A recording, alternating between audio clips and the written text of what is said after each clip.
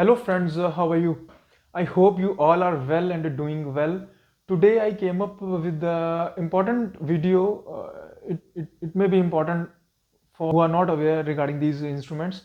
Today I came up with the important video of the oral surgical instruments which we often use in the case of oral maxillofacial surgery.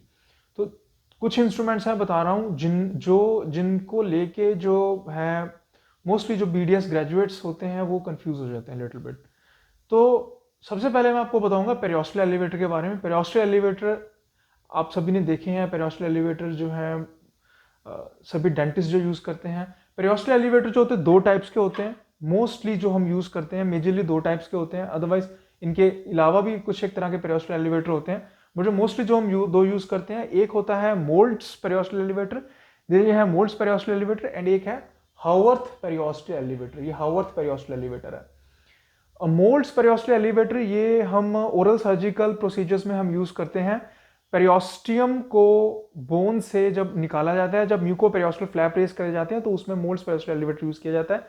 इसका एक sharp and होता है और एक broad and होता है।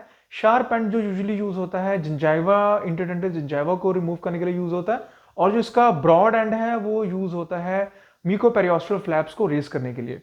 और दूसरे साइड पे ये जो हावर्थ पेरियोस्टल एलिवेटर है, इसका भी सेम ही फंक्शन होता है। हावर्थ पेरियोस्टल एलिवेटर जो है ये हम जब म्यूकोजिंजाइवल सर्जरीज करते हैं तब इसको यूज होता है, और आइडियली जो इसको बनाया गया था ये नेजल सर्जरीज के लिए इसको बनाया गया था। जब नेजल सर्जरीज में पेरिकॉन्ड्रियम को रिमूव किया जाता है, म्यूकोपेरिकॉन्ड्रियम को रिमूव किया जाता है, जब रैनोप्लास्टीज करते हैं तो उसमें ये यूज होता है। नेजल सर्जरी में रैनोप्लास्टीज में ये यूज होता है। इसको रैनोप्लास्टी के अलावा वैसे भी मैक्सिलोफेशियल सर्जिकल प्रोसीजर्स में हम यूज कर सकते हैं। इसका भी एक जो होता है ब्रॉड एंड होता है और इसका एक शार्प एंड होता है।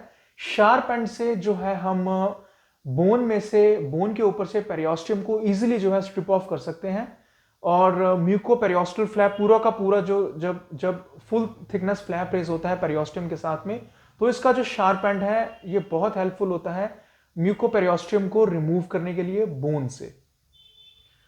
तो these were the periosteal elevators. उसके बाद मैं बताऊंगा आपको जो है these artery forceps we have. Artery forceps जो एक स्टैंडर्ड साइज के आर्टरी फोर्सेप्स होते हैं, जो लार्ज आर्टरी फोर्सेप्स होते हैं, ये स्टैंडर्ड साइज के आर्टरी फोर्सेप्स हैं। एक होता है स्ट्रेट आर्टरी फोर्सेप और एक होता है कर्व्ड आर्टरी फोर्सेप्स। तो basically as a name suggest, इन फोर्सेप्स से जो है हम जब सर्जरी करते हैं तो जो आर्टरीज होती हैं, जो बड़ी आर्टरीज होती हैं, जो मैक्सिलोफेशियल सर्जिकल प्रोसीजर्स में या नेक डाइसेक्शंस हम करते हैं उनमें आर्टरीज एनकाउंटर होती हैं, उनको क्लैंप करने के लिए, उनको पकड़ने के लिए यूज होती हैं। एक इनमें स्ट्रेट है और इनमें कर्व्ड है, और कर्व्ड इसलिए दी गई है एक्सेसिबिलिटी के लिए। कर्व डिजाइन इसलिए दिया गया है, कुछ इनएक्सेसिबल एरियाज होते हैं जहां पे हम कर्व्ड को जो है इजीली वहां पे पहुंचा सकते हैं और क्लैंप कर सकते हैं, उसको पकड़ सकते हैं, और फिर अगर हमें आर्टरी में लाइगेट करनी है तो हम लाइगेट कर सकते हैं। अब सिमिलरली ऐसे ही जो लार्ज आर्टरी फोर्सेप्स हैं, सिमिलरली ऐसे ही सेम डिजाइन के एक स्ट्रेट और कर्व्ड स्मॉल आर्टरी फोर्सेप्स होते हैं। ये स्मॉल आर्टरी फोर्सेप्स हैं, ये लार्ज थे और ये स्मॉल हैं, ये भी स्ट्रेट और कर्व्ड होते हैं, और इनको स्पेसिफिकली नाम दिया गया है मॉस्किटो फोर्सेप्स।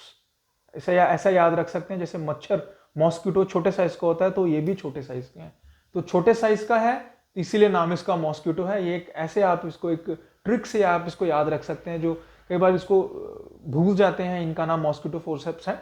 तो एक कर्व्ड मॉस्किटो, तो स्ट्रेट मॉस्किटो फोर्सेप्स है और ये कर्व्ड मॉस्किटो फोर्सेप्स है। इनका भी जो है सेम ही फंक्शन होता है। बेसिकली जो ये स्मॉल आर्टरीज को, स्मॉल ब्लड वेसल्स को पकड़ने के लिए यूज होता है। स्मॉल ब्लड वेसल्स को जब लाइगेट करना होता है या इनको पकड़ना होता है, क्लैम्प करना होता है, उनके लिए हम ये यूज करते हैं।